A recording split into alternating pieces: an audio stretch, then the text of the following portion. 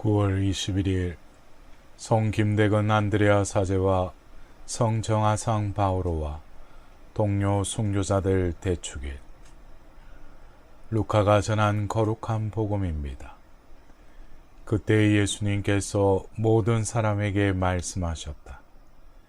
누구든지 내 뒤를 따라오려면 자신을 버리고 날마다 제 십자가를 지고 나를 따라야 한다. 정녕 자기 목숨을 구하려는 사람은 목숨을 잃을 것이고 나 때문에 자기 목숨을 잃는 그 사람은 목숨을 구할 것이다. 사람이 온 세상을 얻고도 자기 자신을 잃거나 해치게 되면 무슨 소용이 있느냐. 누구든지 나와 내 말을 부끄럽게 여기며 사람의 아들도 자기의 영광과 아버지와 거룩한 천사들의 영광에 쌓여올 때 그를 부끄럽게 여길 것이다. 사랑하는 형제자매 여러분, 오늘은 성 김대건 안드레아 사제와 성 정하상 바오로와 동료 순교자들 대축일입니다. 오늘 복음에서 예수님께서는 나를 따르려는 사람은 누구든지 자기를 버리고 매일 제 십자가를 지고 따라야 한다고 말하였습니다. 신앙인은 현재의 목숨을 최대 가치로 생각하고 그것을 위해서는 무슨 짓이라도 하는 사람이 아닙니다. 신앙인은 자기 삶의 최대 보람을 하나님 안에 둔 사람입니다. 그리고 그것을 위해 현세적 목숨마저 버릴 수 있다는 오늘 복음의 말씀인 것입니다.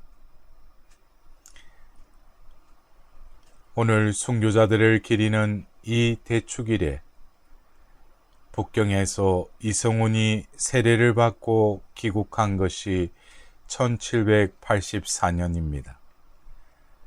그 이듬해인 1785년부터 시작된 박해는 1882년 조선 조정이 미국과 수요 조약을 맺기까지 약 100년 동안 지속되었습니다. 그동안에 참수 혹은 옥사로 순교한 분들의 수가 10,000명이 훨씬 넘은 것으로 추산됩니다. 그분들은 온갖 잔인한 형벌을 받고 비참하게 돌아가셨습니다. 그 가족들은 관비라는 종의 신분으로 전락하였습니다. 외국에서 선교사가 아직 파견되지 않은 상황에서 한국인들이 자발적으로 신앙을 중국으로부터 영입하였다는 사실은 우리가 잘 알고 있습니다. 신앙이 한국 땅에 뿌려지지 채 내리기 전에 박해는 시작되었던 것입니다. 그때 신앙인이 된 분들은 교리교육도 충분하게 받지 않았습니다. 그럼에도 불구하고 10,000명이 훨씬 넘는 분들이 신앙을 위해 목숨을 버렸습니다. 한국 사람들이 자발적으로 그리스도 신앙을 연구하고 영접하였다는 사실과 신앙에 대한 교육이 부족하였던 시기인데도 많은 분들이 신앙을 위해 목숨을 버렸다는 사실은 우리를 놀라게 합니다. 그 당시 천주교 관계 한문 서적들, 마테오 리치의 천주 시리를 비롯한 한문으로 된 몇 권의 서적이 우리나라에 들어온 것은 17세기 초였습니다. 이성훈이 세례를 받기 약 150년 전의 일입니다. 그때 사람들은 그것을 서학이라고 불렀습니다. 그 시대의 이 문서들을 영입하여 연구한 사람들을 실학파라 불리는 유교학자들이었습니다. 유교 국가를 표방하는 조선의 지성인들은 성리학의 공리공론에 빠져 있었습니다. 실학파 학자들은 합리적이고 현실성 있는 학문과 사회 제도를 찾고 있었습니다. 임진왜란이라는 엄청난 민족적 시련을 겪은 직후의 일이었습니다. 그 무렵 실학파가 연구한 천주교는 하느님에 대한 믿음이기도 하였지만 또한 새로운 세계관, 사회관이기도 하였습니다.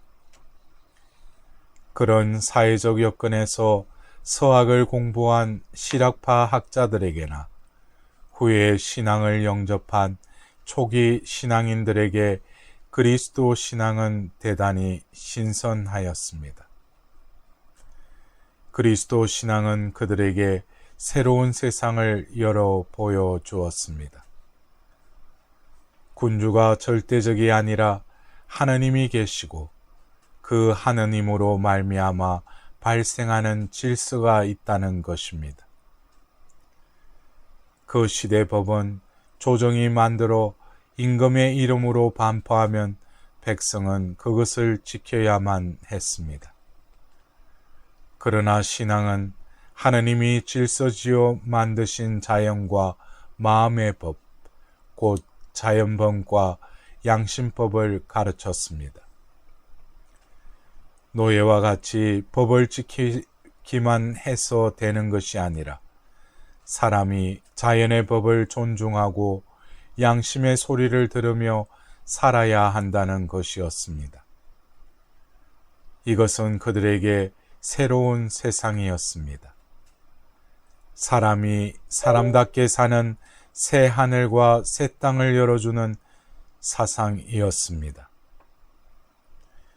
그 시대의 법은 당시에 자행되던 부정부패와 약자에 대한 행포를 방관할 뿐 아니라 오히려 그것을 조장하였습니다. 그러나 그리스도 신앙은 하느님이 자비롭고 사랑하시다고 가르칩니다. 그것은 그들에게 새로운 시야를 열어주었습니다.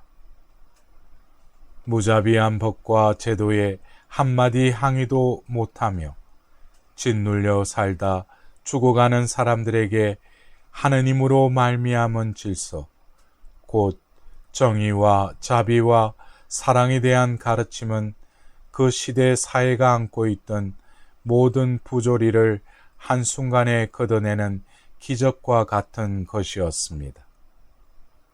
그야말로 새 하늘과 새 땅을 열어주는 일이었습니다. 조상에 대한 제사 거부라는 제목은 그리스도 신앙인들을 박해하는 사람들이 찾아낸 명분이었습니다. 조상 제사는 그 시대 유교 가르침의 핵심이었습니다. 신앙인들이 그것을 거부한 것은 유교 국가의 근본 질서를 거부한 것이었습니다. 왕과 권력, 구조의 절대성을 거부한 것이었습니다. 또한 신앙인들이 축첩을 거부한 것은 유교가 가르친 남녀 차별의 철칙을 거부한 것이었습니다. 신앙인들은 그 시대의 계급 차별도 거부하였습니다. 사람은 모두 하느님을 아버지로 한 자녀라는 의식은 그 시대의 사회계급적 차별을 거부하게 만들었던 것입니다. 순교자들 중에 백정 출신이었던 황일광이라는 사람이 있었습니다. 그가 남긴 유명한 말이 있습니다. 나에게는 천당이 둘 있다. 하나는 죽어서 가는 천당이고 또 하나는 양반과 싼 것들을 가리지 않고 모두를 똑같이 존중하는 이 세상의 천당이다. 백정 출신으로 멸시당하며 살던 사람이 신앙인이 되어 그리스도 신앙 공동체 안에서 느낀 것이었습니다. 계급의 장벽 없이 모두가 형제자매로 통하는 신앙 공동체는 그에게 천당이었던 것입니다. 사랑하는 형제자매 여러분, 순교자들은 이 새하늘 새 땅을 향해 그들의 목숨을 버렸습니다.